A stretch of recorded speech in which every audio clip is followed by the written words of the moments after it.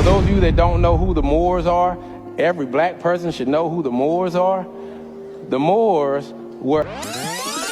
Picture medieval Europe around the year 1000. Most towns are filthy. Muddy alleys, smoke choking the air, open sewers. People barely bathe, medicine is guesswork, and books are so rare they're locked away like treasure. Now step into Moorish Spain, and it feels like another world. Paved streets glisten with water from irrigation channels, sweet orange blossoms perfume the air, and scholars debate medicine and mathematics in libraries holding hundreds of thousands of books. Doctors here perform eye surgery, while much of Europe still bleeds patients with leeches. Here's what most people never learn. This wasn't just Arab civilization transplanted to Europe. The Moors were a diverse coalition. Berbers from North Africa, many of them black, brought crucial knowledge in agriculture, medicine, and engineering. African scholars, doctors, and leaders helped shape this golden age that would eventually transform all of Europe. But history textbooks focus on one story, the story of enslavement. While ignoring centuries of African intellectual achievement and leadership, what if you knew the full story? What if you understood that black people weren't just subjects of history, but makers of it? Welcome back to Black History in Color. Today we're uncovering one of the most incredible and systematically erased chapters in world history, the Moors. African and Arab forces who didn't just visit Spain, they conquered it, they ruled it. And for 7 centuries, they turned it into the crown jewel of medieval civilization. For 700 years? Let that sink in for a moment. 700 years. That's longer than the United States has existed, longer than the Roman Empire lasted in the West, longer than the Ottoman Empire controlled Constantinople. And during those 7 centuries, they turned medieval Spain into the most advanced civilization in Europe, arguably in the world. But here's the part that'll blow your mind.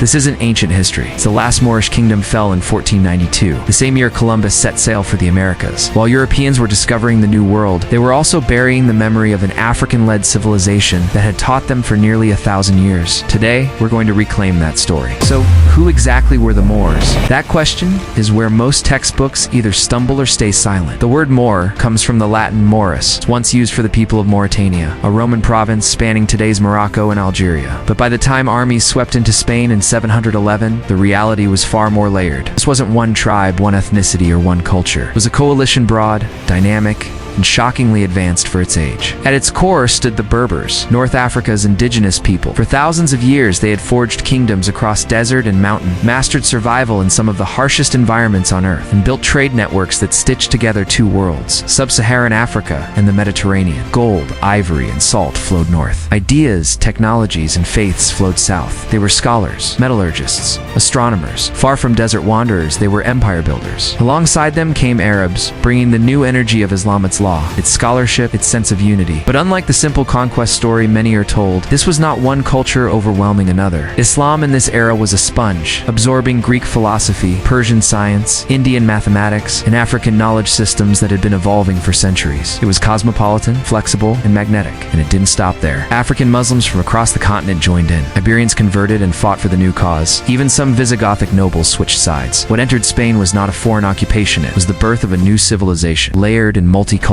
built in part by Africans whose role Europe later buried. At the center of it all stood one man, Tariq ibn Ziyad, a Berber general whose bold vision and military genius would alter Europe's future. His name lives on in Gibraltar Jebel Tariq, the Mountain of Tariq, an African commander carved into the map of Europe itself. But here's the extraordinary part. With barely a few thousand soldiers, this coalition toppled a kingdom of tens of thousands. The question is, how? The answer exposes just how sophisticated, united, and underestimated this African-led force truly was. The year is 711 CE, and the Visigothic kingdom of Spain is hanging by a thread. King Witiza has just died, triggering a brutal civil war between his sons and a nobleman named Roderick, who seized the throne. The kingdom is bleeding money, the military is divided, and the people are taxed into poverty. Meanwhile, across the Strait of Gibraltar, the Islamic world is experiencing a golden age. The Umayyad Caliphate stretches from India to Morocco. Trade is booming, and Islamic civilization is absorbing the best knowledge from Greek, Persian, Indian, and African sources. Count Julian,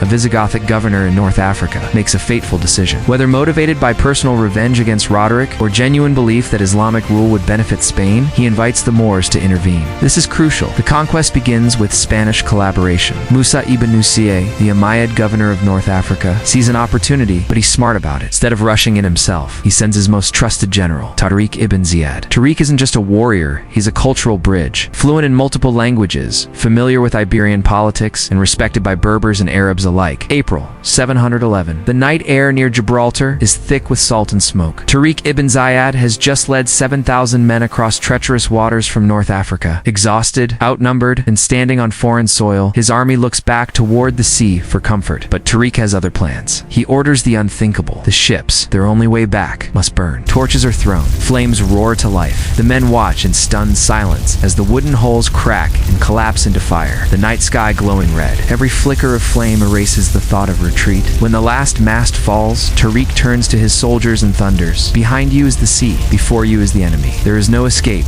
only victory or death. The message sears into their hearts. This isn't a raid, it's destiny. By torching their past, Tariq forces his men to fight as if the future of the world depends on it, because it does. The message is unmistakable. We're not here for a raid. We're here to build something new. But Tariq doesn't just rely on military force. He immediately begins reaching out to oppressed communities. Jews who had been persecuted under Visigothic rule, Christian peasants crushed by taxation, even Visigothic nobles who were fed up with the chaos. His message is simple. Join us, and we'll build something better together. King Roderick, meanwhile, is caught completely off guard. He's fighting rebels in the north when news comes that a black-led army has landed in the south. He races down with whatever forces he can scrape together. Maybe 25,000 men, but many of them are unreliable. The Battle of Guadalete in July 711 isn't just a military victory, it's a political revolution. As the two armies face each other, entire sections of Roderick's forces switch sides or simply melt away. When the dust settles, Roderick is dead, his army is shattered, and the Visigothic kingdom has effectively ceased to exist. But here's the part that really shows you how sophisticated the Moorish conquest was. They didn't stop to celebrate. Within months, Tariq's forces are moving across Spain, but they're not destroying, they're integrating. Cities that surrender peacefully keep their local governments. Churches remain open. Jews who had been forced to convert to Christianity can practice their religion freely again. By 718 CE, just 7 years later, the Moors control everything except a tiny sliver of mountainous territory in the far north. But they haven't just conquered Spain. They've begun the transformation of Europe itself. Welcome to Al-Andalus, and prepare to have your mind blown.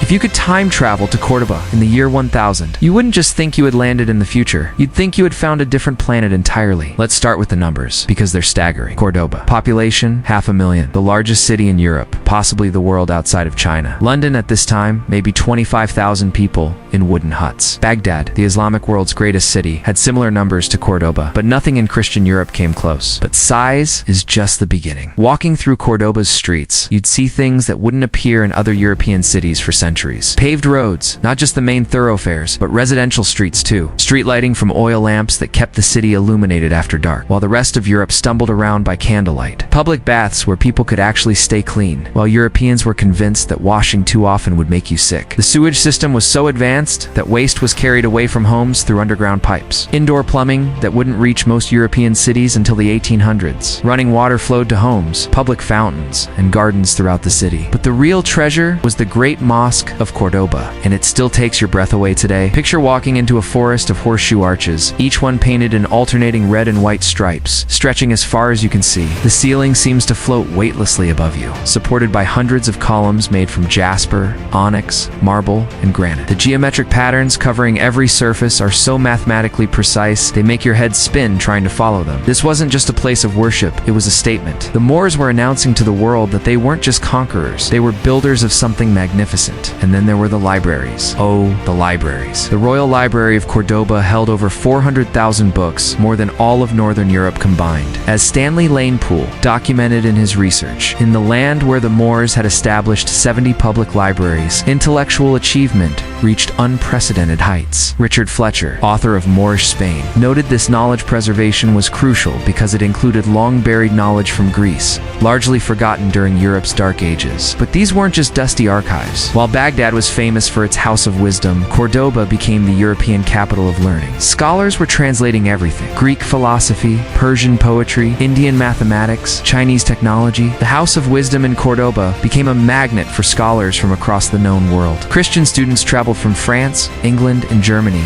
to study mathematics, philosophy, and science that was simply unavailable anywhere else in Europe. There were black and Moorish geniuses whose names should stand beside Leonardo da Vinci or Galileo, but history made sure you never heard of them. One of them conducted test flights before the Wright brothers, climbed a tower, and launched himself into the sky. He flew across the air like a bird. The only thing he couldn't master was the landing. While European doctors were still draining blood and talking about balancing humors, Al-Zarawi was performing surgeries that sound futuristic even today. He wrote detailed medical manuals, created surgical instruments, and even operated on the the brain. Imagine that. Centuries before Europe even believed in germs. And their hospitals. Clean, organized, and free for anyone who needed them. When most of Europe's sick were left to rot, the Moors built medical centers that became the model for modern hospitals. The Bimaristan of Cordoba was a teaching hospital where medical students learned anatomy by studying actual human bodies, something that was forbidden in Christian Europe. They had separate wards for different diseases, professional nurses, and even music therapy for mental patients. But it wasn't just medicine. Moorish mathematicians were developing algebra, refining astronomical calculations, and creating mathematical models that would later enable ocean navigation. The astrolabe,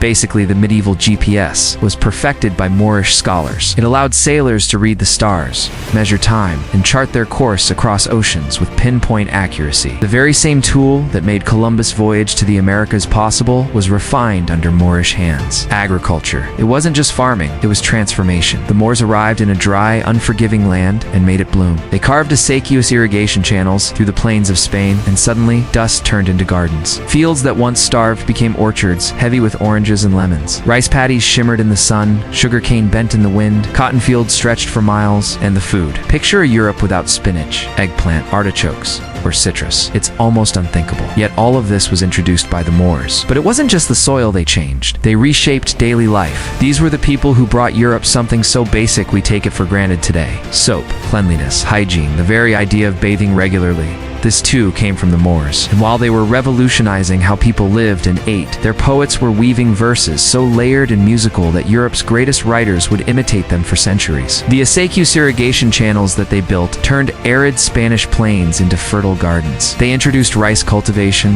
sugar production, cotton farming, and citrus agriculture. Oranges, lemons, limes, spinach, eggplant, artichokes, these foods that we associate with Mediterranean cuisine were all brought by the Moors. The cultural achievements were equally stunning. The musical instruments we associate with European classical music, many of them originated in Al-Andalus. And perhaps most remarkably, they were doing all of this in a society that was religiously and ethnically diverse, in ways that Europe wouldn't see again until the modern era. This isn't just trivia, it's a reminder. Black brilliance wasn't rare, it was routine. Here is something that should shatter every stereotype. About medieval religious conflict. Al-Andalus was the most religiously tolerant society in medieval Europe. And it wasn't just tolerance, it was active collaboration between faiths that created one of history's most innovative civilizations. Under Moorish rule, Christians, Jews, and Muslims weren't just coexisting. They were working together, learning from each other, and building something unprecedented. The concept was called La Convivencia, literally the coexistence, and it produced intellectual achievements that wouldn't be seen anywhere else for centuries. Let me paint you a picture of Cordoba during its peak. Walk through the Jewish quarter and you'll find synagogues operating openly, Jewish scholars debating Islamic philosophers, and Hebrew poetry flourishing like nowhere else in the world. The great Jewish philosopher Moses Maimonides was born and educated in Cordoba, producing works that influenced both Jewish and Islamic thought. In the Christian quarters, Mosarabs, Christians living under Muslim rule, were developing their own unique art forms, architecture, and literature. They weren't being forced to convert. They were being invited to contribute. Many Christian nobles served in Moorish armies and governments. Some even learned Arabic and became scholars themselves. But here's what's really wild. The translation movement. Moorish Spain became the bridge between civilizations. Teams of translators, Muslims, Christians, and Jews working together were rescuing Greek philosophy from oblivion, translating scientific texts from Arabic to Latin, and creating new knowledge by combining insights from different traditions. The libraries weren't segregated by religion. A Jewish doctor might consult Islamic medical texts while debating Greek philosophy with a Christian scholar. The University of Cordoba welcomed students regardless of their faith as long as they could handle the intellectual rigor. Yale historian Maria Rosa Menacle, in her groundbreaking research on Al-Andalus, documented how this period created what she called a utopian-like society, where different faiths collaborated intellectually. As she noted in the literature of Al-Andalus, this produced the distinctive hybrid culture that emerged from interfaith cooperations. It wasn't some utopian fantasy. There were tensions, conflicts, and periods of stricter rule. But compared to the rest of medieval Europe, where Jews were being expelled or murdered, where Muslims were considered demons, where scientific inquiry was often seen as heretical, Al-Andalus was operating on a completely different level of social sophistication. The economic system was equally advanced. The Moors established trade networks that connected Spain to North Africa, the Middle East, and Sub-Saharan Africa. Gold from Ghana, ivory from East Africa, spices from India, all flowing through Moorish ports. This wasn't just conquest. This was economic integration on a global scale. Women had rights in Al-Andalus that were unthinkable in Europe. They could own property, run businesses, and receive education. Female scholars and poets were celebrated rather than hidden away. The contrast with the rest of medieval Europe, where women were considered property, is striking. But perhaps most importantly, social mobility existed in ways that were revolutionary for the time. A talented individual could rise through society based on merit rather than birth. Former slaves became governors. Scholars from humble backgrounds became court advisors. This meritocratic ideal helped attract talent from across the known world. Now let's talk about what the Moors built, because when I say they transformed Spain, I'm not speaking metaphorically. They literally rebuilt the landscape in ways that still take your breath away today. The Great Mosque of Cordoba, the Mosquita, wasn't just a building. It was a statement that Islamic civilization had arrived in Europe to stay. Started in 785 CE and expanded over 2 centuries. It's like walking into a mathematical fever dream. Those famous horseshoe arches, painted in red and white stripes, create an optical illusion that makes the space feel infinite. 850 columns support a ceiling that seems to float weightlessly above you. But the engineering is what's really mind-blowing. The Moors took the existing Visigothic cathedral, and instead of destroying it, they incorporated it into something larger and more magnificent. They developed the horseshoe arch, stronger and more elegant than anything being built in Europe, and used alternating colored stones not just for beauty, but as a structural innovation that distributed weight more effectively. The Alhambra in Granada represents the absolute pinnacle of Moorish architecture. Built over several centuries, it's not just a palace, it's an entire city designed around the integration of architecture, engineering, and nature. The Court of Lions features a fountain supported by 12 marble lions, each carved with such precision that water flows from their mouths in perfect streams. The mathematical precision of the geometric patterns covering every surface would challenge modern computers. But here's what's really remarkable: the engineering systems. The Alhambra has a sophisticated hydraulic system that brings mountain water throughout the complex using only gravity. Fountains, pools, channels create a cooling system that keeps the palace comfortable, even in the scorching Andalusian summer. Natural air conditioning, designed 700 years ago, the urban planning of Moorish cities was equally advanced. Cordoba wasn't just thrown together, it was designed. Wide boulevards for cavalry and parades, narrow side streets that created cooling shadows, public squares for markets and gatherings, and residential areas planned around communal courtyards that fostered neighborhood communities. The cities had public infrastructure that wouldn't be matched in Europe for centuries. Public hospitals, libraries open to anyone who could read, schools that taught multiple languages, and markets with goods from 3 continents. The of Granada, the silk market, was a covered bazaar with permanent shops, standardized weights and measures, and commercial laws that protected both merchants and customers. And the gardens? The Moors turned Spain into a botanical wonderland, introducing hundreds of plant species and developing agricultural techniques that tripled food production. The general leaf gardens in Granada still exist today, terraced slopes of fountains, flowers, and fruit trees that create a paradise on earth. How does a civilization this advanced, this stable, this dazzlingly successful begin to crumble? The answer is as old as the empire itself. You could say they suffered from their own success. Prosperity bred complacency, and unity dissolved into division. The unraveling began in 1009 CE when the Great Cordoba Caliphate collapsed. For nearly 3 centuries, Al-Andalus had been ruled as a single state from one glittering capital. But succession crises, palace coups, and regional ambitions tore it apart. What emerged was not one strong kingdom, but dozens of small typhus-city states like Seville, Granada, Zaragoza, Toledo, and Valencia. Imagine Spain splintered into rival courts, each led by its own dynasty, each fielding its own armies, each more concerned with outmaneuvering neighbors than facing the growing Christian threat to the north. Meanwhile, those Christian kingdoms, Castile, Leon, Aragon, and Portugal, were learning, adapting, and strengthening. They studied Moorish cavalry tactics, copied Moorish siege engines, even borrowed Moorish systems of administration. The irony is stark. Christian reconquest was fueled, in part by Moorish innovation, while the Moors themselves abandoned the unity that had once made them unstoppable. And yet, even in decline,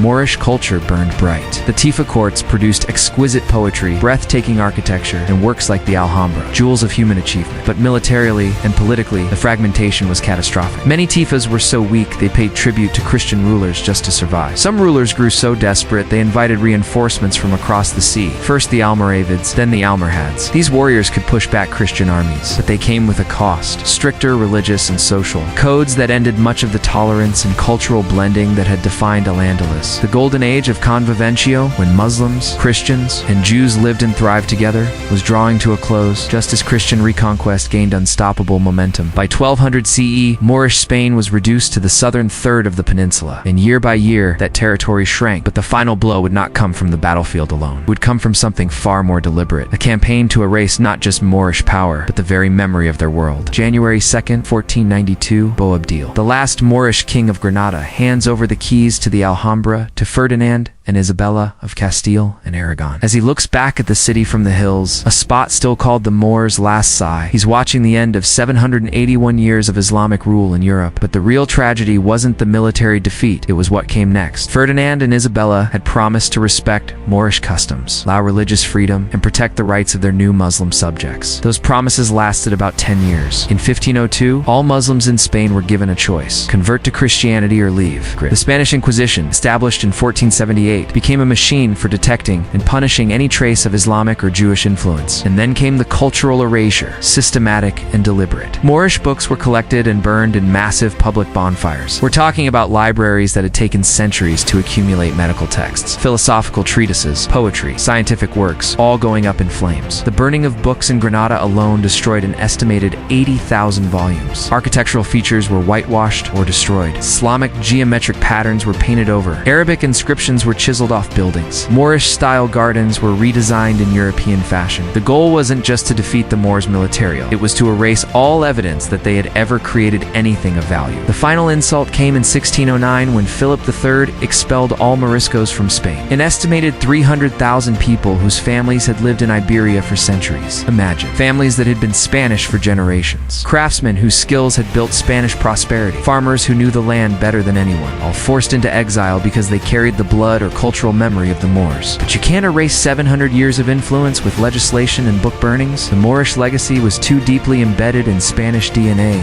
literally and culturally. And as Spanish conquistadors spread across the Americas, they carried Moorish knowledge, architectural styles, and agricultural techniques with them, spreading African innovations to the New World without ever acknowledging their source. So here we are in 2025, and most people have never heard this story. Remember those muddy European streets we started with? The Moors built a bridge from that darkness to the Renaissance, a bridge that Europe still walks on today. The evidence surrounds us. Every pointed arch in Gothic cathedrals echoes Moorish design. Every algebraic equation builds on concepts developed in Al-Andalus. The Spanish language carries thousands of Arabic words. Algorithm, alcohol, algebra. This reveals something profound. Human civilization has always been interconnected and collaborative. The Moors proved that medieval Africa was unwaiting for European contact. They were the teachers who transformed Europe itself. From muddy streets to illuminated libraries, from bloodletting to advanced surgery, the Moors built a civilization that Europe is still learning from. The question isn't whether they shaped the continents, it's why we've forgotten they did.